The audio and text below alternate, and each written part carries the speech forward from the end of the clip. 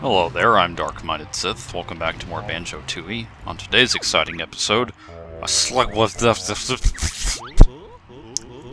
well, you want to find a way to translate that guy. So, there's no sense just beating around the bush anymore. It's time for more Kickball. That's right. Connecting Mayhem Temple to Hellfire Peaks, we are going to play Kickball Round 2. And I think that that's pretty cool.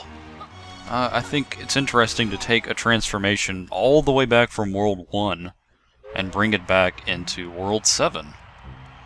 Not only would you not expect something from all the way back in World 1 to connect to this world, but you wouldn't expect to bring back a transformation. Okay, that guy totally just tried to shoot Statue of Liberty guy here. That fireball was... it totally went more for him than it did for Banjo. So as you see there, the rules this time around are a little interesting. They support the idea of losers maybe getting more recognition. Because the winners are not always the best. This time around, we have to get the lowest score, not the highest score. This ain't the Mayan League, yeah. May the best or worst Stony win. So, this is round 1, the quarterfinal, and we have to get the lowest score. Now, in this round, I kind of play it a little bit of a chicken way. I kind of just stand here and just let them do their thing and don't really get involved. I'm kind of like the water boy of the whole thing. For me, I find it easiest just to kind of not really bother. If I just stand around my goal and defend it and do my best not to let them hit any points into me, I usually do okay. Not always, but that's usually my best strategy for round 1.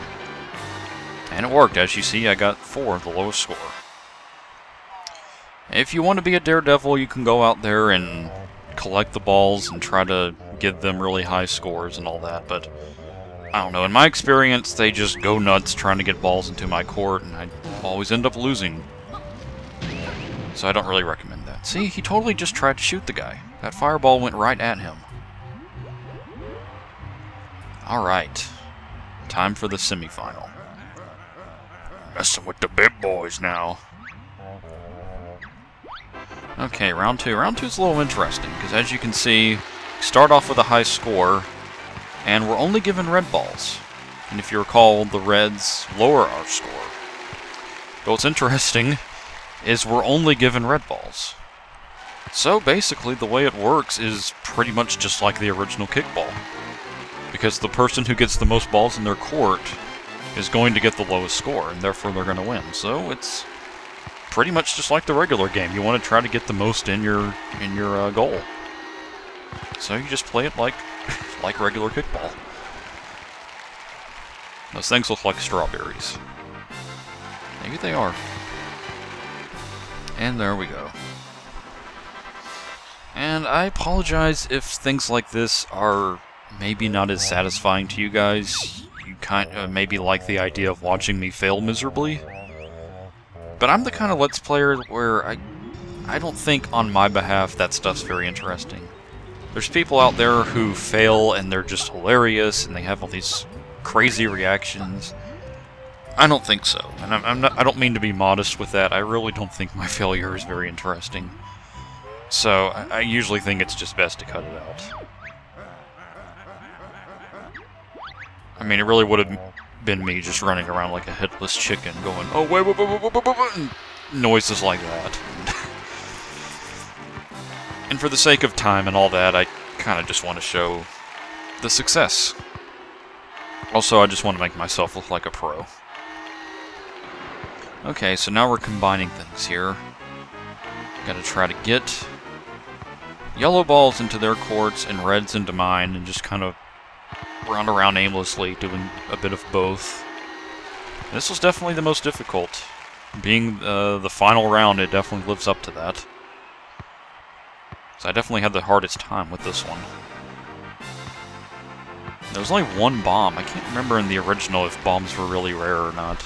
I kind of remember seeing them pretty often, but there was only like one that whole time. But there we go. Just like the original, after 3 rounds. And we get some hilarious dialogue here. Check this out. Do we get a trophy? Of course.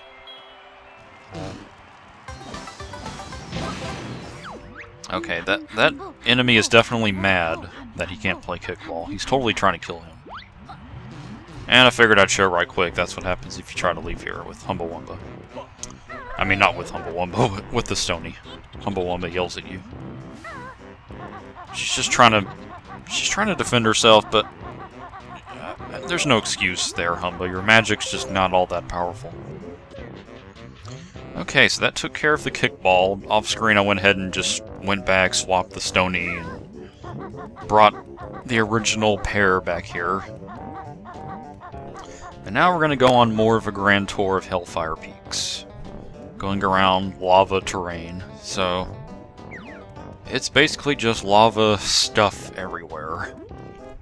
So I'm going to use this time to talk about a couple of more interesting kind of behind-the-scenes things, because there's just not a lot to say about a bunch of fire stuff everywhere.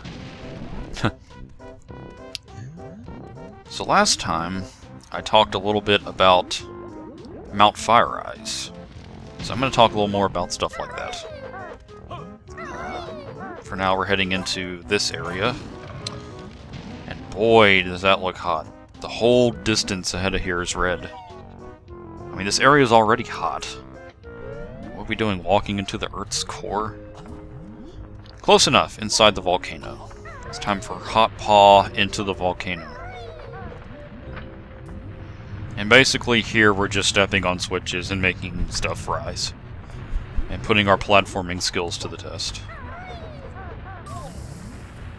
And falling in lava constantly. So now that I'm here, hold that thought about the original Banjo-Kazooie stuff. I want to talk about those enemies a little bit. These enemies are called Hotheads. And I didn't remember this until I looked it up. These guys actually were in the game before. They were in the Inferno in Witchy World. They're the guys that were flying all over the place. I didn't even think about that. Yeah, they're actually in that world. And in Witchy World, they're actually invincible, according to what I looked up. But they're not invincible in this world. They apparently can be taken out with either eggs or an aerial attack, and I don't think I've ever killed one of those things before. I'm gonna have to try to do that off screen, because boy, those guys are annoying. They just get all up in your grill. And there's already enough going on. And of course they laugh. I mean, any enemy that laughs when they're trying to attack you. I mean, if it's a cool, charming, evil laugh, I don't mind, but when it's like just something obnoxious, it's time to die. Okay, so I'm going to talk a little bit about some previous Banjo-Kazooie behind-the-scenes stuff. I'm occasionally going to be stopped by random things like this. And for finishing that, signs, everywhere a sign. I saw the sign. So let's go read these first, and then I'll talk about some Banjo-Kazooie beta things. Alright, 3 charming hints. Or peck them. Hot links cold in the skull and wigwam. What's this? Only a ball of great size can start the oil drill. We have to go get the world's largest ball of twine. Things get too hot. Remember your bearded buddy. Oh, Griffin Lobster. The game wants me to have Griffin Lobster with me. I totally forgot about him. I did not remember my bearded buddy. Well, it's too late now. Sorry, Griff. The game recommended I bring you along. Okay, well, let's hurry up and get out of here before we die. Okay. Now we're back outside, gonna do more exploring, just scaling the mountain. So let's talk about some more worlds that we're gonna be in Banjo-Kazooie. One world is Fungus Forest. Now, that world may sound familiar. It sounds a lot like Fungi Forest from Donkey Kong 64, and yes, that's correct. When they decided not to use Fungus Forest in the first Banjo-Kazooie, which was due to time constraints, just like some of the others, they transferred it over to Donkey Kong 64 and used it there. So that's a cool thing. Now, like Mount Fire Eyes and some other things, there are a couple of little things in the first game that fans believe to be kind of like leftover scraps of that world. One of the big things is the puzzle area where you open up Click Clock Wood. Because of the topography of that area, and how it's just randomly way back at the beginning and not near Click Clock Wood and that whole thing, a lot of fans believe that that was originally going to be the puzzle that opened up Fungus Forest. Because when you think about it, it's kind of just weird and random that they randomly put the Click Clock Wood puzzle all the way back at the beginning like that. So it kind of makes sense that they later just changed it to Click Clock Wood. Anyway, let's bring Banjo solo all the way here. And this is the point where you would throw your game out the window for going all the way over here and needing Banjo alone if you had Banjo and Kazooie. But we get this fun move, the Shack Pack. This allows Banjo to get inside his empty backpack and protect himself. Like so. Yes. Yes, yes. And I'm just gonna play the rest of the game like this. The Adventures of Backpack. That backpack, I think, is just the solution to all life's problems. I think it's the answer to time travel and the mystery of black holes and everything. We are just constantly learning just all this interesting power about this backpack. Yeah, we can go into hot water like this, and down here we get one fish. What? Okay, so we now have a fish. Hold on to that. And we get the last Green Jinjo as well. A family of 5. A mom, a dad, and 3 kids. All united together. The only issue with using the backpack like this is it's slow. See how long it took me just to get out of there. So remember that. That'll make for some fun things later. It'll also kind of be similar to the pumpkin as well in the first game, where we can go down into tiny little areas. These are some interesting enemies. These are called Hot Hands. And I couldn't find any trivia about this, but I am wondering if the name Hot Hand was based off of Modsand from the first game. You veterans of Banjo-Kazooie may remember Modsand. He was the ghostly hand that played the organ with us in Mad Monster Mansion. Well, he was also a hand character of some kind. His name was Modsand, which sounds a lot like Hot Hand. Could just be a coincidence, but I don't know. It's highly suspect. These are interesting enemies, because they're constantly reaching out, and they're similar to things like Diglett, where you just really have to wonder what's on the other side. You know, is it just a hand? Is it connected to a body? What does that body look like? And I was talking to my friend Roger about them, Chromium, and he mentioned how, you know, maybe they're just reaching out for help. Maybe they're not even trying to kill me. I mean, if they have eyes on the other side, it's not like they can see what they're doing. They could just be stuck in the mountain, trying to reach out for help, and I kill them. I mean, I'm the biggest jerk in the world in this game. I'm just constantly just being a horrible guy to everybody. Alright, over there is the train station switch. Yeah, because a hot place like this is where a train needs to be. And there's Gobi, minding his own business. Nothing could possibly happen to him. I want to be careful here. You can easily just completely fall off the ledge there. Okay. So, when it comes to Fungus Forest, some more interesting trivia is there is a beta song of Banjo-Kazooie. You can search for it on YouTube if you'd like. The song is called Advent. And that song sounds very, very similar to kind of the melody of Fungi Forest from Donkey Kong 64. More specifically, to me, it sounds a lot more like the lobby of Fungi Forest. So for a while, fans believed that that music was the beta music that was going to be for Fungus Forest and Banjo-Kazooie. And this whole world just hates me. Those guys. Those guys are called, like, gobgoyles, I want to say. And they just ruin your day. So let's bring Chuffy here. It's all the way back in Grunny Industries. Okay. And I could just off-screen this, but, I mean, we just don't see this often enough. And the train coming into the world and leaving a world is kind of like a new cutscene. So I just like to show it. It just kind of feels rude if I just skip everything. Yeah, that Advent song, a lot of fans for a while believed that was the beta music for Fungus Forest, but Grant Kirkhope, the composer of the games, confirmed that that music was not going to be used for Fungus Forest. It was actually music he composed as a theme for Project Dream, and it was going to be used as some kind of unnamed overworld map. So trivia and things, yeah.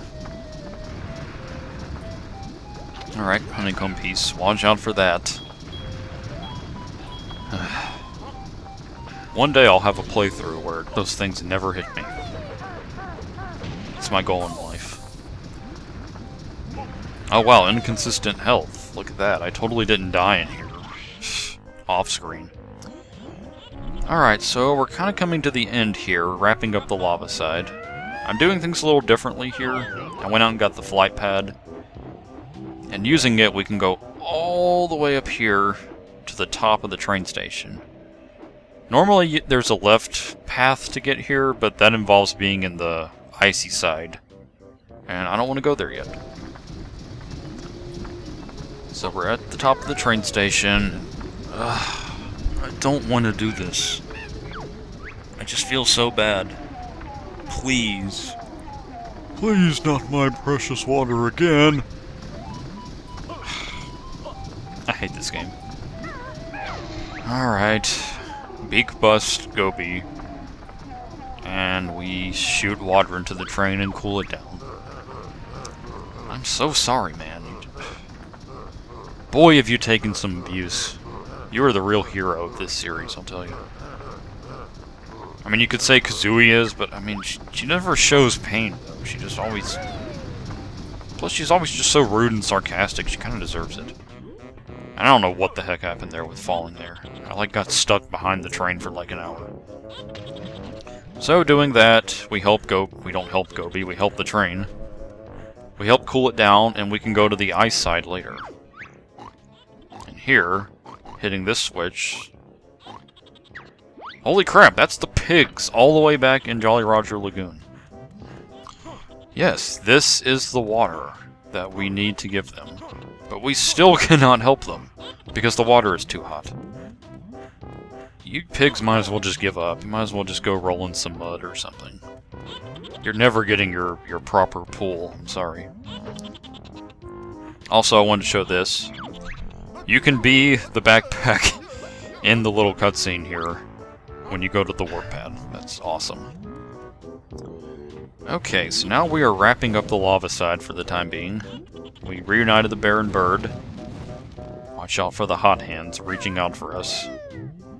And in the next video, in session of videos... And winter is coming.